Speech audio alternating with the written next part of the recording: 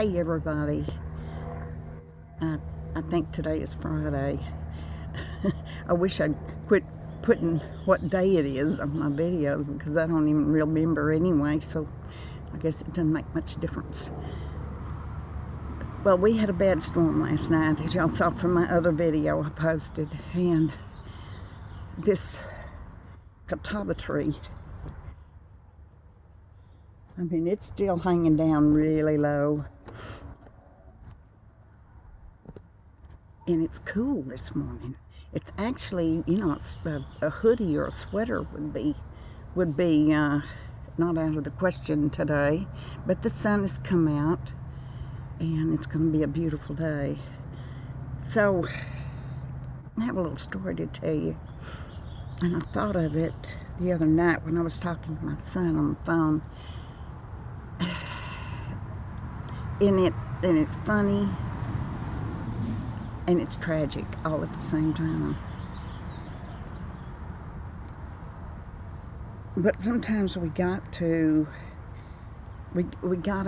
find the humor in things. You know, it's one of those things where you either laugh or you cry.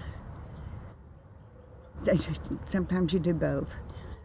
But y'all know, who have followed me, who've been watching my videos, that my husband had Alzheimer's. He passed away in 2018, and I was his caregiver, his sole caregiver. And it's things that he did, and I have talked to others that have had similar occurrences happen with their loved ones who had a form of dementia. It's things that they do that are so bizarre. It's like you can't make it up. It's that weird. Remember, one of my videos I told you about a lady who took her husband out to eat, and she had to go into the restroom, and she excused herself and left him at the table. And she said when she came back, and the dining room was just full of people, when she came back, he was sitting there. I can't even tell the story without laughing. He was sitting there with his foot up on the table, and she said, "Oh my God!" And it's not disrespectful that she and I had laughed at that. It's not being disrespectful. It's that we know the bizarre things that sometimes folks do, and they don't even realize they're doing it.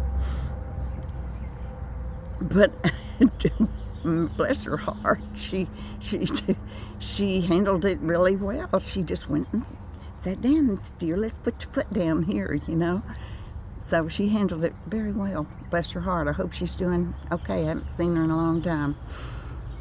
So anyway, so when my husband was still able to sit up in his recliner, and I would bring his dinner to him, his breakfast, his dinner on the tray. And this was just a few months before he died. When he was still able to sit and eat his food,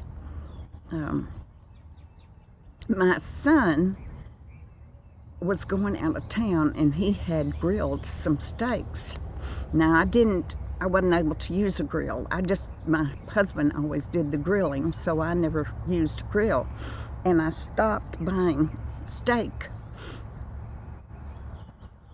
a long time before that. I just quit buying it. Couldn't buy it, couldn't cook it, couldn't afford it, so I stopped. But anyway, my son was going out of town. He had grilled these steaks. He had put one with leftover and put it in the refrigerator. And he told me, he said, "Mom, go by there and pick it up, and you can heat it up and, you know, half it, I guess, with my husband."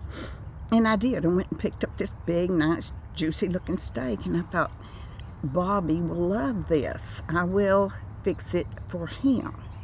I won't have any, but I will give it to him. And so I heated it up, and I had his vegetables all on this nice tray, and I came and put it in front of him. And he kind of looked at it like, you know, what am I supposed to do with this? But then he realized, you know, I put the fork in his hand, all that. He was able to to eat himself. I had already cut it up in little pieces. So I went about my business and left him there to have his steak. When I came back in the room a little later on, there was Daisy. Now, Daisy is our Chihuahua, and she used to sit on my husband's shoulder all the time like a parrot, but she did. There was Daisy sitting up on his shoulder, eating the steak off his plate. And he did not even know it. He didn't even realize it.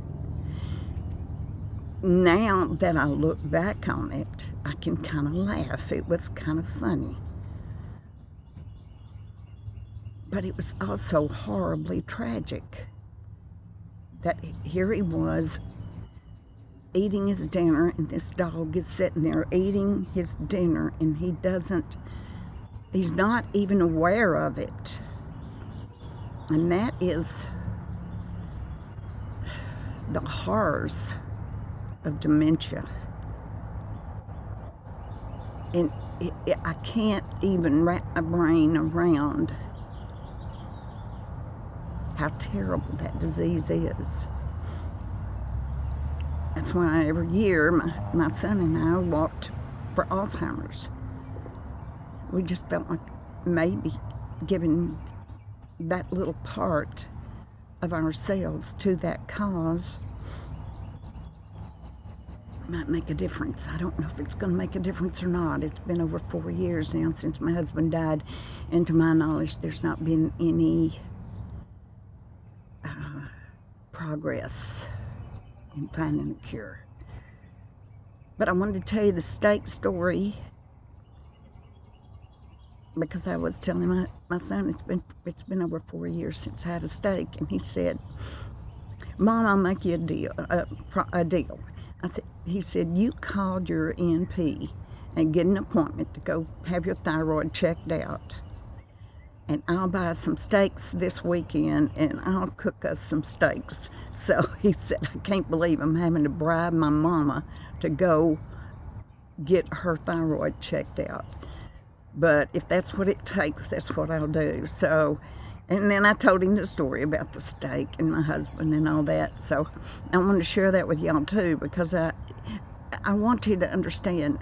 I wasn't laughing at my husband. I wasn't. I was laughing at the situation before us.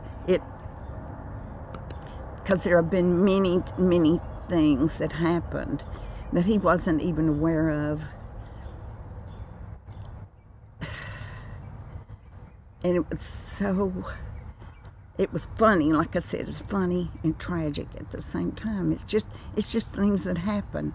And I sort of wish to goodness we could all put our experiences in a book and share them with other people, because when we share things, the good and the bad, with other people, it helps them to understand. I mean, I had several comments recently about my blood pressure. No, about my thyroid problem that I thought I was having. And I'm surprised at the y'all who said, "Yeah, I have the same thing," or who said, "I'm going to go get my thyroid checked because I have symptoms like that." And if that helps in any way to tell my simple stories about my simple cottage life, then I'm thankful. And that's what I wanted to do in the first place. Even if it's tragic, even if it's funny, even if it's whatever it is, if it helps you just a little bit, then I have accomplished my goal. So I wanted to thank y'all for dropping in with me this morning. And it's going to be a beautiful day. Don't know what I'm going to do, but I promise I'll do something, and it will be productive. I did, by the way, get an appointment. I called this morning, got an appointment for next week on Wednesday to have my thyroid checked. So I did that. I listened to you, and I listened to my son, and I'm going to get a steak this weekend. So y'all have a great day. As always, I hope God is good to you. I'll see you soon. Bye-bye.